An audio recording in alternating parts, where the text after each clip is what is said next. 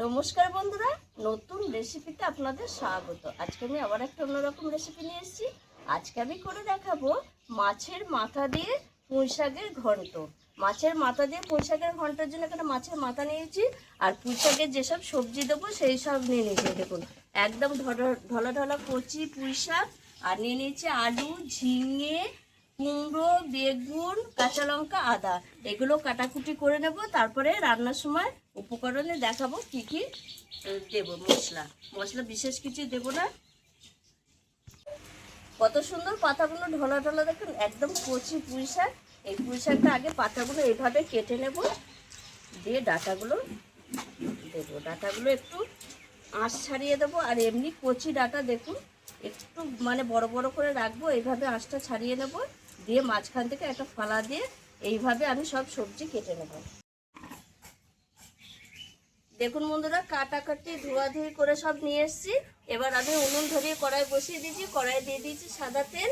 এবার আমার মাছের মাথার মধ্যে নুন হলুদ মাখিয়ে নেব, দিয়ে মাছের মাথাগুলো আগে ভেজে নেব। এখানে 3টে কাতলা মাছের মাথা আছে।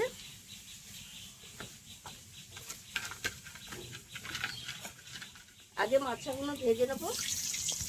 মাছের মাথা ভালো করে ভাজা হয়ে গেছে, তুলে নেব।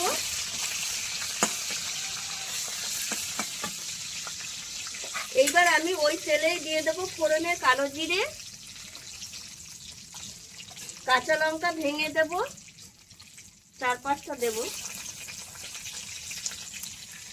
এবার সবজিগুলো ধুয়ে রাখি, সবজিগুলো দিয়ে দেব।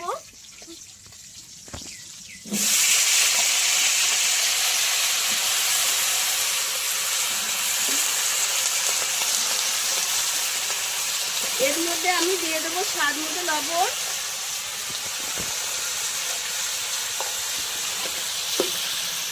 হলুদ গুঁড়ো, একটু লঙ্কার গুঁড়ো দিয়ে আমি ভালো করে সবজি সব ভালো করে ভেজে নেব।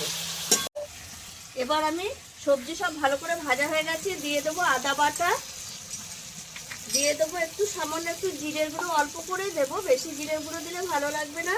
আর মাছের মাথাগুলো একসঙ্গে দিয়ে মশলার সঙ্গে আলু সবজির সঙ্গে এরকম কষিয়ে নেব। সব কিছুর সঙ্গে 5 মিনিট ভালো করে কষিয়ে নিয়েছি মশলা মাছের মাথার সঙ্গে। এবার আমি পুঁই শাকগুলো দিয়ে ঢাকা দিয়ে দেবো।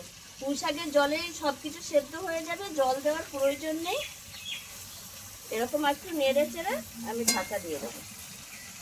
লো টু মিডিয়াম আছে, এই পুঁই শাকটা ভালো হবে, শাকও সেদ্ধ হয়ে যাবে, সবজি সব কিছু সেদ্ধ হয়ে যাবে। দেখুন বন্ধুরা, এবার আমি ঢাকাটা করে দেখে নেব। আর দেখুন বন্ধুরা, সব কিছু একদম সেদ্ধ হয়ে গেছে। আর কত সুন্দর জলটা বেরিয়েছিল শাকে। যেহেতু কচি শাক, শাকের জলেই রান্না হয়ে যায়, নতুন করে জল দিতেও হয় না। এবার সব কিছু সবজি সেদ্ধ হয়ে গেছে, আমি একটু খুন্তি দিয়ে এরকম ঘেটে দেবো। আর দেখুন মাছের মাথাটাও গলে গেছে। এবার আমি যেটা দিয়ে দেবো, স্বাদ ব্যালেন্সের জন্য একটু চিনি দেবো। একটু পুঁই শাকে একটু মিষ্টি দিলে ভালোই লাগে খেতে। আর দিয়ে দেবো এখানে একটু ঘি। যেহেতু মাছের মাথা দিয়েছি, একটু ঘি দিলে সুন্দর মাছ আষ্টানি গন্ধটা থাকে না, খেতেও ভালো লাগে। আর দিয়ে দেবো এই যে একটু ভাজা মশলা, ঘরে ভাজা মশলা ছিল, সেই মশলাটা একটু দিয়ে দেবো। দিয়ে আমি একটু নেড়ে চেড়ে নামিয়ে দেবো। এই দেখুন পুঁই শাকটা আমার হয়ে গেছে। আর এইভাবে পুঁই শাকটা রান্না করলে মাছের মাথা দিয়ে অসাধারণ লাগে খেতে। আমি নামিয়ে দেবো।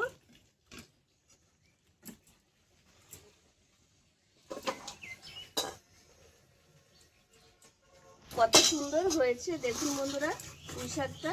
মাছের মাথা একটা আমি ভেঙে দিইনি, 2টো মাথা ভেঙে দিয়েছি।